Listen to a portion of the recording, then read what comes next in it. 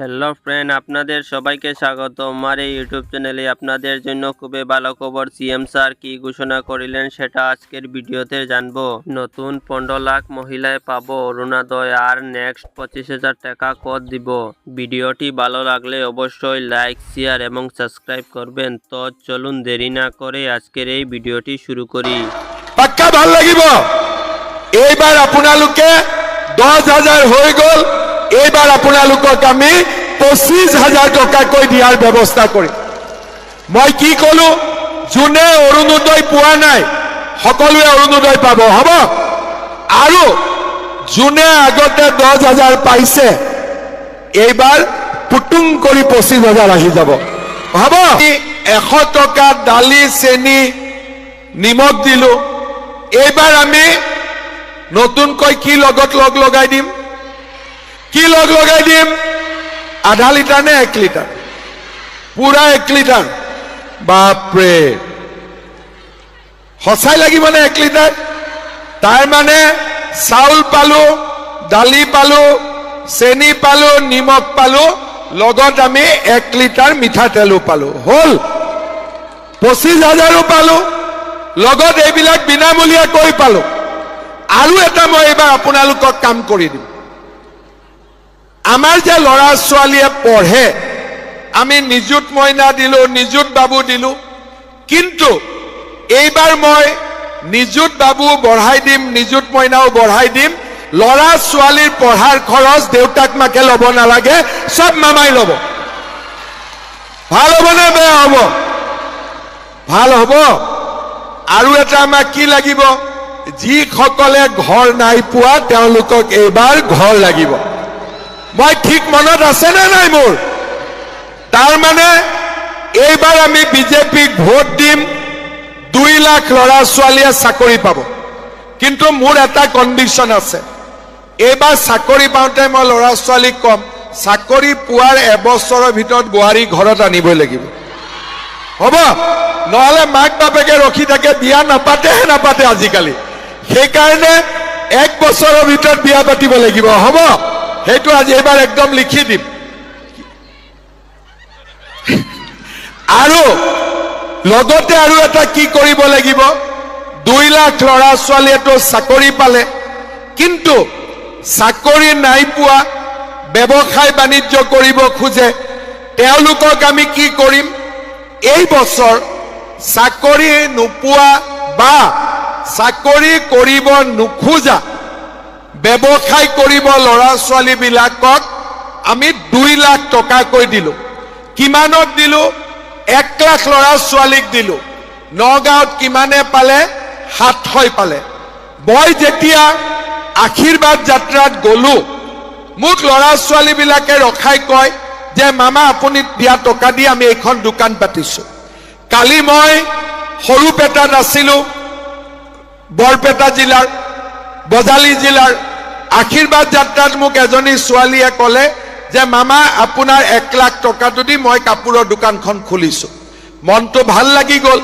সেইকাৰণে এইবাৰ মই কি ডিচিশ্যন লৈছো, যোৱাবাৰ 1 লাখ ল'ৰাক 2 লাখ টকাকৈ দিছিলো, এইবাৰ 10 লাখ ল'ৰা ছোৱালীক আমি 2 লাখকৈ টকা দিম। কিমানত দিম? আৰু 10 লাখৰ ভিতৰত নগাঁৱে কিমান পাব? এইবাৰ 700 পাইছিলে। আজি মই ৰূপক শৰ্মাক কৈ থৈ গলো, লিষ্ট বনাওক, অহাবাৰ আমি নগাঁৱৰ 10,000 ল'ৰা ছোৱালীক আমি 2 লাখকৈ টকা দিম। কিমানত দিম? 10,000 ল'ৰা ছোৱালীক আমি 2 লাখ টকাকৈ দিম। ঘূৰাই দিব নালাগে, বেংকৰ পৰা নহয়, ডাইৰেক্ট চৰকাৰে দিব। খালি মোক কাম কৰি দেখুৱাব লাগিব, ইমানেই কথা, হ'ব? এতিয়া আপোনালোকে মোক কওক, আগতে আপোনালোকেতো বহুত চৰকাৰ দেখিছে, কোনবা চৰকাৰে আমাক অৰুণোদয় আঁচনি দিছিলে নেকি? কোনবা চৰকাৰে মহিলাসকলক ইমান সন্মান দেখুৱাই 10,000 টকাকৈ দিছিলে নেকি?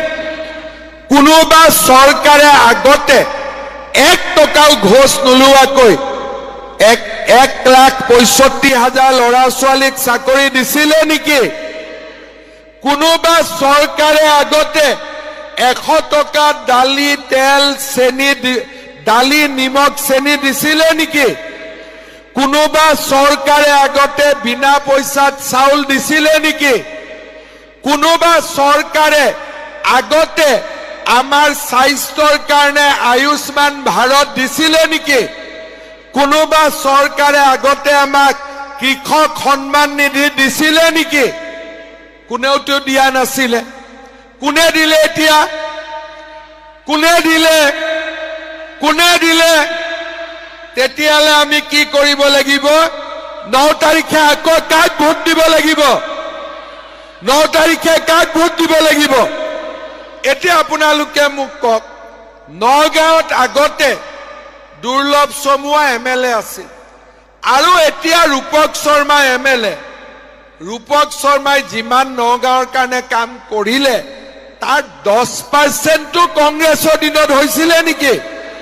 হৈছিলে নেকি? একদম মনৰ পৰা কওক, হৈছিলে নেকি?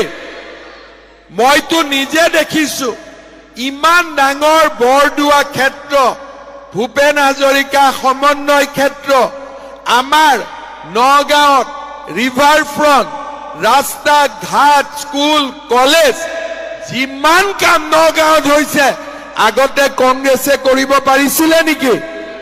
কংগ্ৰেছে ৰূপক শৰ্মাই যিমান কাম কৰিলে আগতে কংগ্ৰেছে কৰিব পাৰিছিলে নেকি?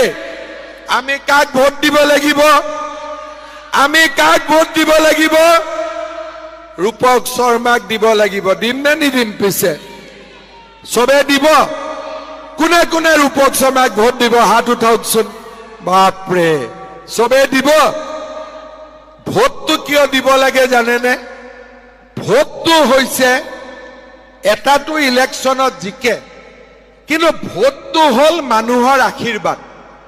যেতিয়া মানুহে নিজে মনেদি কাবাক ভোট দিয়ে সেই ভোটবিলাক দোৱা আৰু আশীৰ্বাদ হৈ যায়। আৰু যেতিয়া মানুহৰ আশীৰ্বাদ কাৰোবাৰ লগত থাকে সি কোনো বাধা নামানে, সি ৰাইজৰ কাম কৰিবই, তাত কোনো সন্দেহ নাই। আজি আপোনালোকে মোক কওক যে 1 লাখ চাকৰি কেনেকে দিলোহেঁতেন যদি ৰাইজৰ আশীৰ্বাদ নাথাকিলেহেঁতেন? আজি ৰাইজৰ আশীৰ্বাদ নহলে একো কাম নহয়। আপোনালোকৰ ভোটবিলাকে হৈছে আমাৰ আশীৰ্বাদ। আপোনালোকে যেতিয়া ভোট দিব, বেলটত মেচিনত চিন মাৰিব, এইবিলাক আমাৰ কাৰণে এটা এটা শক্তিলৈ ৰূপান্তৰ হয়, মহাশক্তিলৈ ৰূপান্তৰ হয়। আৰু সেই শক্তিক লৈয়ে আমি আগুৱাই যাওঁ। কেতিয়াবা মোক কোনোবাই সোধে যে মামা আপোনাৰ ভাগৰ নালাগে নেকি? মই কৈছো মানুহৰ ইমান মৰম, ভাগৰ লাগিবই নিদিয়ে, কাম কৰিয়ে গৈ থাকিব লাগিব। ভাগৰ কেতিয়া লাগে? যেতিয়া মানুহে গালি পাৰে। ভাগৰ কেতিয়া লাগে? যেতিয়া মানুহে সমালোচনা কৰে, যেতিয়া মানুহে মৰম কৰে। কাবাৰ ভাগৰ লাগিব পাৰে নেকি? আপোনালোকে কওকচোন, পাৰে নেকি ভাগৰ লাগিব? সেইকাৰণে বিজেপিৰ ভাগৰ নালাগে। বিজেপিয়ে এটাৰ পিছত এটা অসমৰ কাৰণে কাম কৰি গৈ থাকিব আৰু অসমখনক আগুৱাই লৈ গৈ থাকিব। এইটোৱে হৈছে বিজেপিৰ সংকল্প, এয়াই হৈছে বিজেপিৰ প্ৰতিজ্ঞা। শ্ৰদ্ধাৰ ৰাইজ, নগাঁৱত আমি যিমান পৰিৱৰ্তন দেখিছো সেই পৰিৱৰ্তন আগত কেতিয়াও সম্ভৱ হোৱা নাছিল। এইবাৰ আমি যোৱা 10 বছৰত নগাঁৱত আমি ভাবিব নোৱাৰা পৰিৱৰ্তন দেখিছো। মোৰ মনত এতিয়া এটা ইচ্ছা আছে, সেইটো হ'ল যে নগাঁও আৰু গুৱাহাটীৰ মাজত আমি যদি যাওঁ আমাক 2 ঘণ্টাৰ পৰা 2.5 ঘণ্টা সময় লাগে। এতিয়া মোৰ মনত ইচ্ছা আছে যে ৰাস্তা পোন কৰি নগাঁও আৰু গুৱাহাটীৰ মাজত 1.5 ঘণ্টাৰ ভিতৰত আমি পোৱাৰ ব্যৱস্থা কৰিব লাগে। তাৰ কাৰণে মই নতুন প্লেনিং কৰি আছো, এক্সপ্ৰেছ হাইৱে নগাঁও আৰু গুৱাহাটীৰ মাজত, যাতে ফটাফট আমি ৰাতিপুৱা গুৱাহাটীত যোনে কাম কৰে নগাঁৱত গুৱাহাটীত ভাড়া ঘৰ ল'ব নালাগে ৰাতিপুৱা নগাঁৱৰ পৰা গুৱাহাটীত যাব অফিচ কৰি নগাঁও আহিব কি বনাব খুজিছো মই নগাঁও আৰু গুৱাহাটীৰ মাজত এক্সপ্ৰেছ হাইৱে যাতে গুৱাহাটী আৰু নগাঁৱৰ মাজত